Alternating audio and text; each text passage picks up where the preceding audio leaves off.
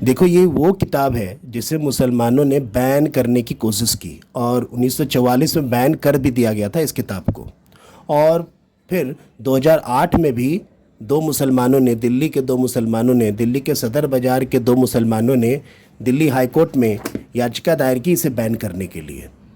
तो मुझे तो बचपन से ही बैन किताबों को पढ़ने की आदत है, क्योंकि सरकार जो है बात को दबाना चाहती है, लोग जो है बात को दबाना चाहते हैं, और ये लोग चाहते हैं खासकर मुसलमान की सच्चाई नहीं पता चले। तो ये लोग तो बैन करवाने की कोशिश करेंगे। ये तो भारत की किताब है और पूरी दुनिया की इंटरनेशनल लेवल पे भी बहुत सारी किताबें जिसे मुसलमान बैन करवा चुके हैं। जैसे सलमान रश्दी की किताब है द सैतानिक वर्स, उस किताब को व्हिटब्रेड अवार्ड दिया गया था इंग्लैंड में। पूरी दुनिया में चल रहा था, लेकिन सबसे पहला देश जिसने बैन किया उस किताब को, सोचो, वो कोई इस्लामिक देश नहीं था, वो भारत था। सोचो, उसके बाद बाकी मुस्लिम देशों में उस किताब को बैन किया गया। तो उसका नाम था द सैतानिक वर्स, इंग्लिश में लिखा हुआ था, जिसमें इस्लाम की गंदगी के बारे में लिखा हुआ है, इस्लाम की सच्चाई के बारे में लिखा हुआ है। और उसे लिखने वाला था सलमान रश्दी। वो अभी छुप करके रहता है वो व्यक्ति जिसने लिखा था, उसे व्हिटब्रेड अवार्ड दिया गया। सोचो, इस्लामिक देश ने नहीं, भारत में जो कोर्ट है उसने बैन कर दिया पहले, सबसे पहले। इसीलिए मैं हिंदुओं को कहता हूँ कि सरकार पे और जो कोर्ट है इस पर भरोसा मत करो। ये लोग मुसलमानों के लिए काम कर रहा है, ये बैन कर देगा किताब को। दुनिया के बाकी हिस्सों में किताब भी चल रहा है, सोच लो, और इंडिया में बैन कर दिया। तो ये जो किताब है सत्यार्थ प्रकाश है, ये बहुत पुरानी किताब है। और बचपन से ही मैंने बहुत सारी ऐसी किताबें पढ़ी है, बैन किताबें, जिसे भारत सरकार ने बैन कर दिया था। लेकिन मेरे घर में पुरानी किताबें बहुत सारी थी। मैं 10 साल का था, उसी समय मैंने बहुत सारी किताब पढ़ी, और मुस्लिम के बारे में तो खास कर पढ़ी। तो मुझे बहुत सारी जानकारी है इन लोगों के बारे में। इसलिए मुस्लिम्स का न दिया ना कुछ खाता हूँ, ना तो मुस्लिम से मैं बाल कटवाता हूँ, कुछ नहीं। मुस्लिम से दूर रहो और इस्लाम की सच्चाई जानो। इस्लाम को बहुत अच्छी तरह जानता हूँ मैं। तो इसमें स्वामी दयानंद सरस्वती ने लिखा था, और इसमें देखो बहुत सारे समुल्लास हैं। तो इसमें देखो चतुर्दश समुल्लास, 14वें समुल्लास में लिखा हुआ है कुरान शरीफ की जांच पड़ताल, कुरान के बारे में लिखा हुआ है। तो देख लो 642 पेज में। और भी बहुत सारी किताब मैंने पढ़ी बैन, जैसे था लज्जा, तस्लीमा नसरीन ने लिखा था, बांग्लादेश की।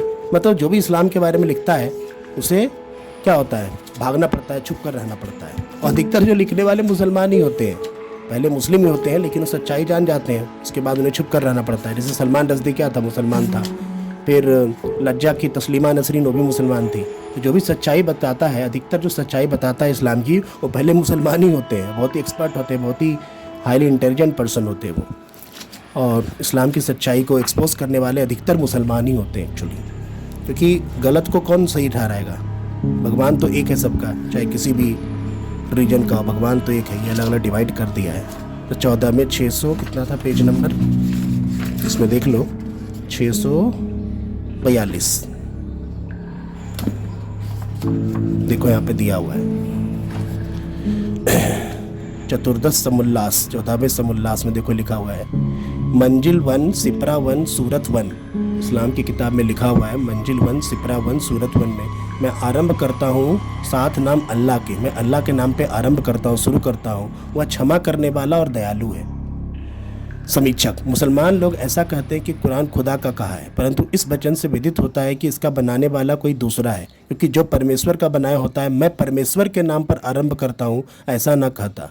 अगर कोई खुद लिख रहा है, वो खुद लिखेगा मैं परमेश्वर के नाम पे आरंभ करता हूँ। अगर परमेश्वर ने लिखा होता तो खुद क्यों कहेगा मैं परमेश्वर के नाम पे आरंभ करता हूँ। वही कह रहा है इसमें। यदि मनुष्य को शिक्षा करता है कि तुम ऐसा कहो तो भी ठीक नहीं है, क्योंकि इसके पाप का आरंभ भी खुदा के नाम से होकर उनका नाम भी दूषित हो जाएगा। वह क्षमा और दया करने हारा है, तो हमारी दृष्टि में मनुष्यों के सुखार्थ अन्य प्राणियों को मार दारुण पीड़ा दिलाकर मरवा के मांस खाने की आज्ञा क्यों दी। अगर जो अल्लाह है वो दयालु है, तो जानवरों को मारने की आदेश क्यों दिया। क्या वे प्राणी और अनपराधी या परमेश्वर के बनाए हुए नहीं है। अगर उसे मारने के लिए बता रहा है भगवान या अल्लाह, तो क्या उसका बनाने वाला वो नहीं है, वो भी तो उसी का बनाया हुआ है, तो उसको मारने के लिए क्यों कहेगा। और भी यह कहना था कि मैं परमेश्वर के नाम पर अच्छी बातों का आरंभ करता हूँ, बुरी बातों का नहीं। इस कथन में गोलमाल है।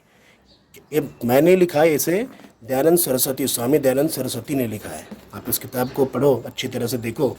दूसरा सवाल है इस तरह से, जब स्तुति परमेश्वर के वास्ते है तो परवरदिगार अर्थात पालने हारा है संसार का, क्षमा करने वाला दयालु है।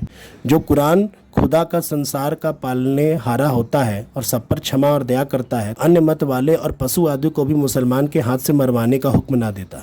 अगर सबका अच्छा सोचने वाला होता भगवान, जिसका जो अल्लाह है, अगर अच्छा सोचने वाला होता तो मुसलमानों के हाथ में उन सबको मारने का आदेश नहीं देता, पशुओं को मारने का आदेश नहीं देता। जो क्षमा करने हारा है तो क्या पापियों पर भी क्षमा करेगा? और जो वैसा है, आगे लिखेंगे कि काफिरों का कत्ल करो। इस्लाम में लिखा हुआ है कुरान में, कुरान 9:5 में देख लो, कुरान 33-27 में देख लो, कुरान 8:12 में देख लो।